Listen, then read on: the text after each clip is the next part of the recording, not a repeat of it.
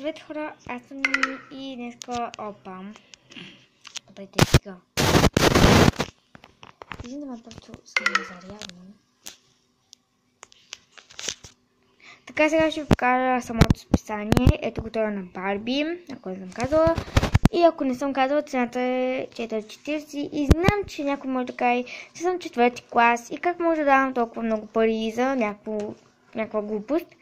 И съжалявам, ако съм го казала вече, просто сигурно вече 3 минути говоря за всичко това и изведнъж се усещам, че съм минали само 12 секунди, ще чуя защо и виждам, че съм на пауза. И да, единственото нещо, двете единствени неща, които не направих, са ето това тук, което много искам да си го направя, но няма да е скоро, защото просто нещата са много трудни неща не направих. Ей, това също не го направих, защото какво им трябва ти тънък картон, ножица или пилнеца, нямам тези неща, но не искам да си късаме това.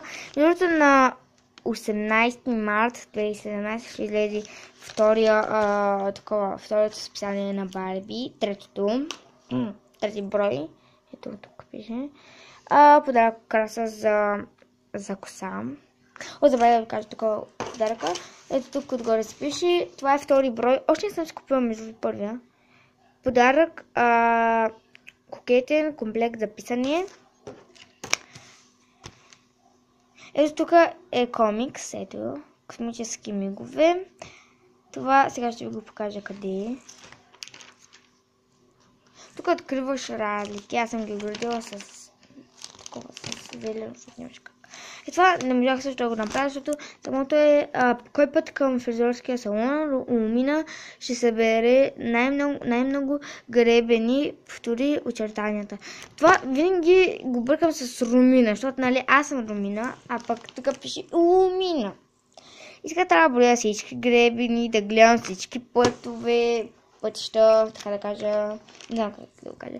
И ето тук, ето вие първа стъпка, втора, седма, трета, четвърта, пета, шеста и последната седма, ето я. И това е Барби, която прави сърчета, нали, с сърце. И тук пише гирлянда със сърце. И това самото, как да го кажа,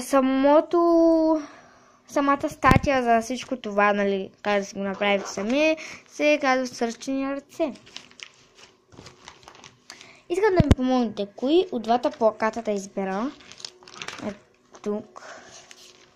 Ето го целият комикс. Няма да ви го чета, разбира се, защото, нали, вече не мога да чета, пък клипа ще е много дълъг, пък на кой... Тук трябва да отстявам, а пък на кой ще му се слуша. Ето този, нали, да се кажа, що, ето какво пише, чакай. Този...